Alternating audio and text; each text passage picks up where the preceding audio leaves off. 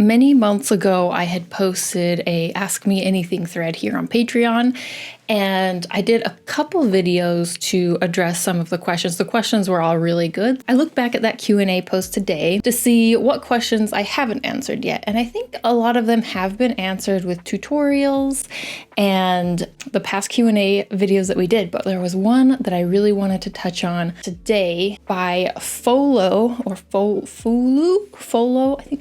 Art. Folo Art asks, when art is becoming a full-time job, sometimes the spark is lost and it becomes a duty more than a hobby that someone enjoys and does to relax and feel, I'm guessing she meant feel like relaxed or feel joy. And then there were some other parts of the question. Have you ever felt something like that in your journey making art as your job? And then the next part of the question is, was there a time you thought about giving up? And what would you advise young artists who wants to do art full-time but feels like that? How did you or still do you overcome this? So let's start with the first part of so this is the issue with turning any hobby or passion into a job or the way that you make money or earn a living. I remember when I was young, like a teenager, I would actually feel a little bit guilty when I would take time to draw, because it usually meant that I was procrastinating on doing more productive things like homework or cleaning the house or something. But interestingly, now it feels like that feeling is flipped sometimes, where because art is my job and it is like my productive, like that's what I do to be productive, I can feel guilty when I'm not drawing or working on something for like the art business. It isn't that there's no joy or interest in art anymore, but it isn't usually the same kind of like childlike excitement around it. I do think there are ways to work around this or work with this, and one of those ways is to try out other hobbies that are outside of art so that you can keep more variety in your life. I think that because art often starts out as a hobby, as we transition to doing it more as a job, it can be a little tricky if we don't have other hobbies. It's easy for art and drawing to be like the only thing you do ever. I know in the past few years I've fallen into this a bit, but having more variety in your life can really help your artwork, because the more experiences you accumulate, the more you will incorporate that into your art. And so it's kind of like a roundabout way of helping your art and your life. Even if you aren't intentionally thinking about it, having those experiences will create more interesting artwork.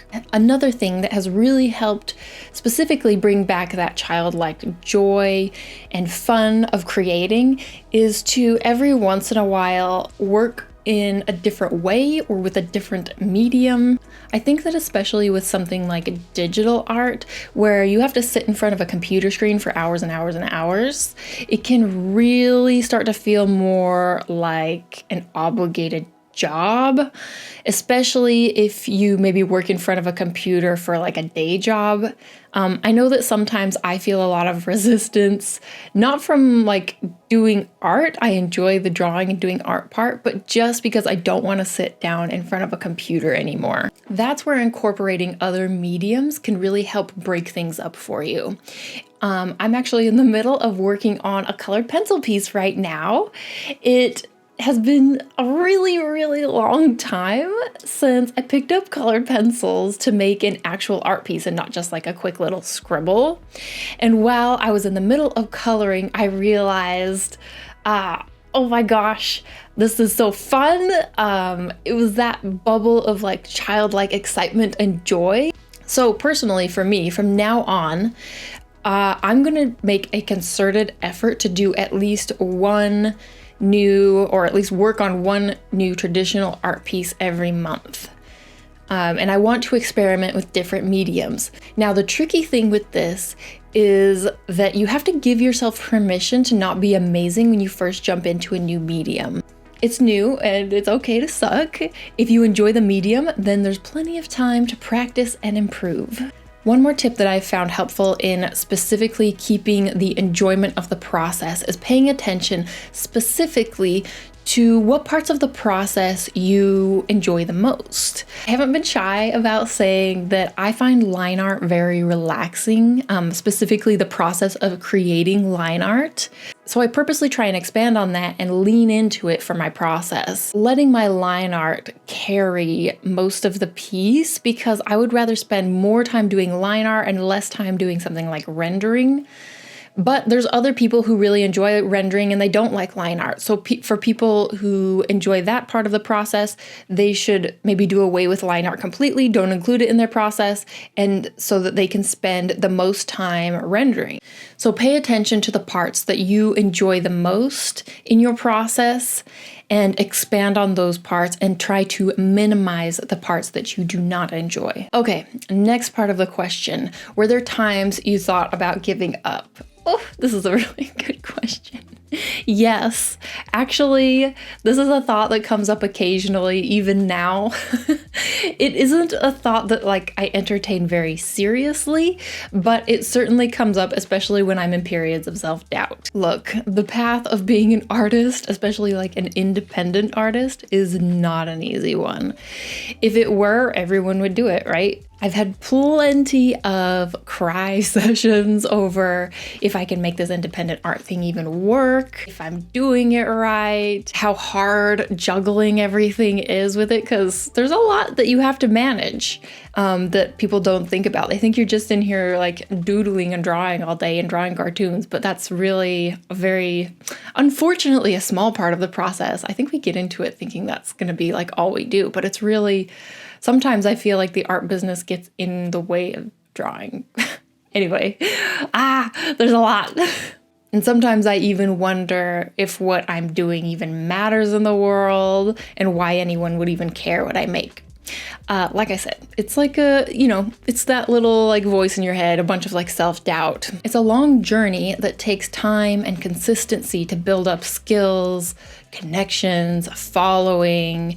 You have to work through many failures, and there's always going to be someone who is better than you out there. But despite all of that, if you have this drive and this feeling inside that this is the right path for you, and this is your dream, then what else can you do but keep trying every day to make a little bit of progress, and eventually all of those little bits of progress will add up to a very long distance, one step at a time. And I really think that consistency is probably the superpower when it comes to building anything big, long-term.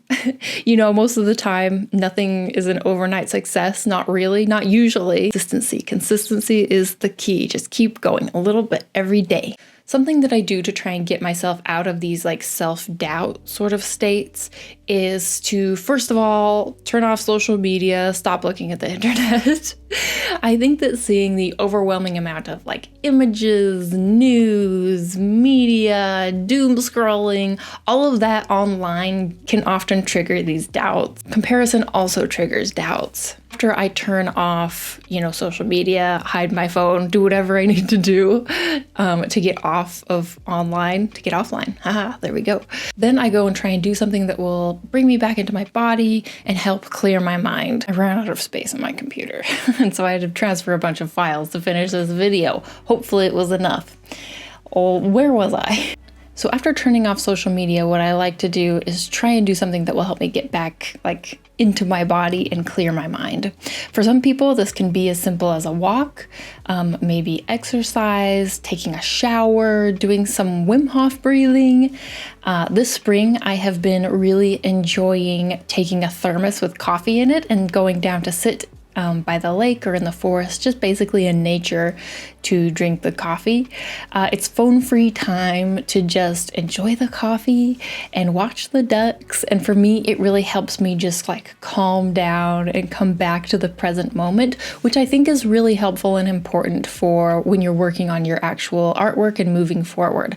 When we're really preoccupied with the future or the past, it can make us really anxious and give us a lot of self-doubt. Once I am more in the present moment, it's a lot easier to come back and be ready to create. It seems like the world does not want me to make this video.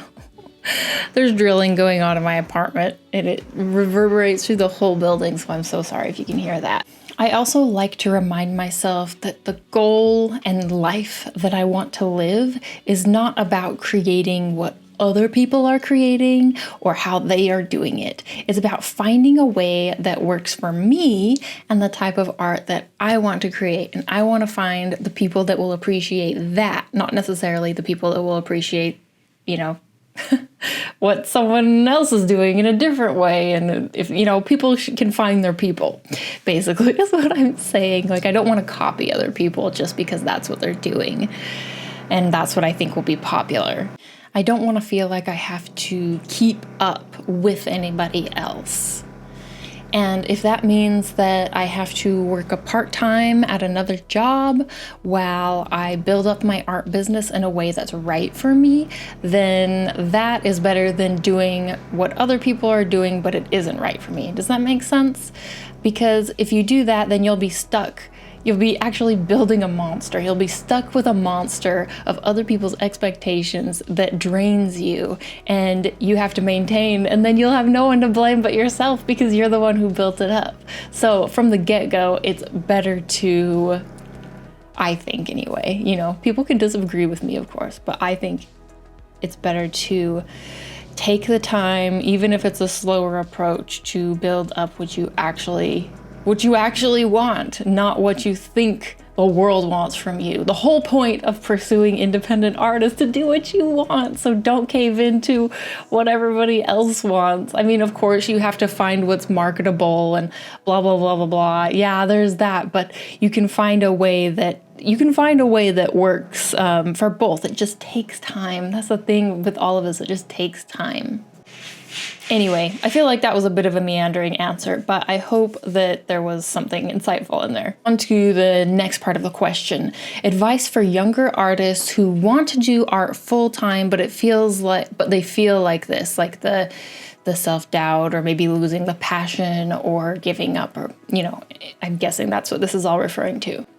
I guess I kind of answered this question in the previous section a bit, but I'll try and be a little bit more to the point here. My biggest advice is to never stop drawing and painting what you love, not what social media loves, not something just because some other artist or other big artist is doing it. Stay true to you. Of course, if you also love something that is trendy, then that's great, but don't do something just because it's trendy. Does that make sense?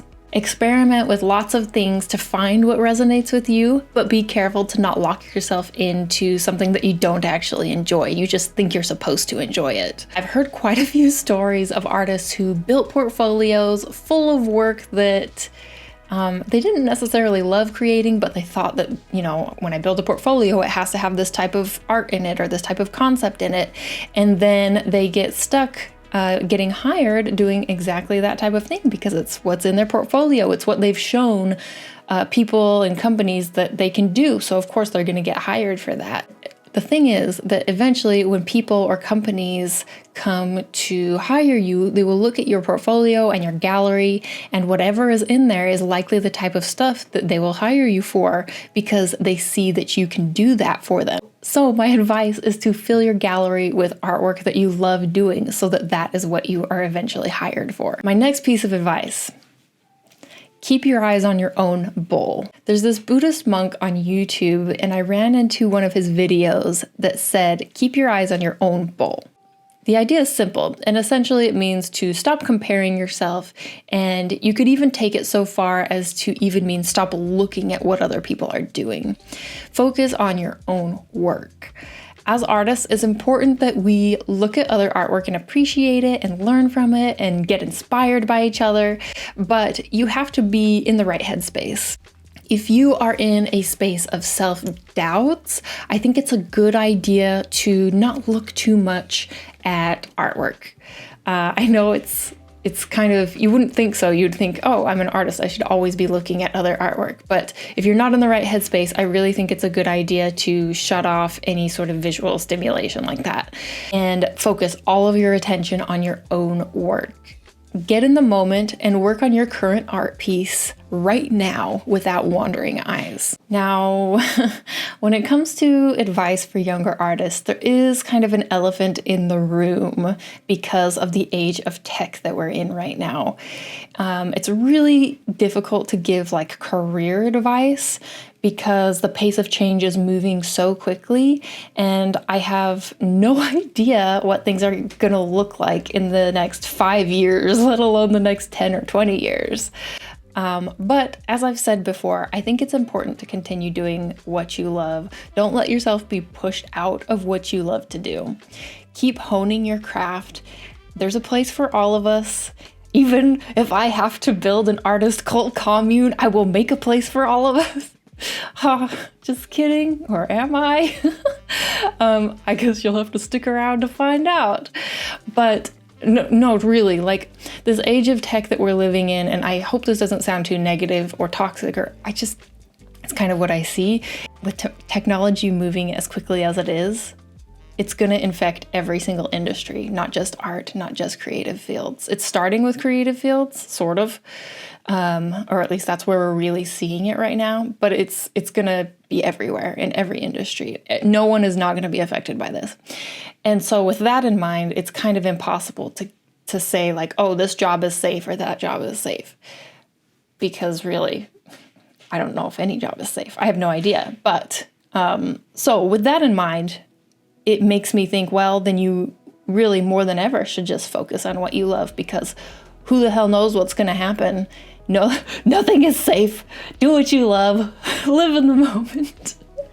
Okay, I don't want to get too unhinged on this video, but I hope that makes sense. Keep doing what you love. That's what I want to like communicate the most. Hinged at the end. But this was probably a long enough answer for this question. The last thing I want to say around the whole topic of this question for me specifically is just to thank you all. I've had my fair share of self-doubt, as I've said, and knowing that you guys are here supporting and believing in my work has truly, more times than I can count, made a difference and helped me keep going and not give up. Even years ago, when this page was a lot smaller, it was a help. So even just a few people supporting and believing in my work was it meant a lot, and it helped me keep going. So thank you. And when I hear that my work helps you guys and other artists on their journeys, oh my gosh, it just fills my heart with like a really warm feeling. It fills my heart with warmth. I hope to keep making stuff that can help you and other artists with their journey and like with their artwork, and to keep going and be creative and follow your passion, or all of that nonsense. So thank you guys for helping make it possible. This video is long as usual. Answer for Q&A. If you made it this far, thank you for watching. Oh, by the way, the colored pencil piece that I mentioned earlier, and for future traditional artworks, I am filming the process. Aren't you so proud of me? And I'm planning to put together some chill traditional draw with me videos. So the colored pencil video should be coming this month for you guys, and I'm very excited about it. I still need to finish the piece, so we have more filming to do, of course, but it is coming. Anyway, I'm horrible at signing off. It's like I'm on a phone call with a friend that I don't want to hang up on. But yeah, I should just say goodbye. Keep drawing, focus on what you love, experiment, and when you need to, keep your eyes on your own bowl. Bye, guys.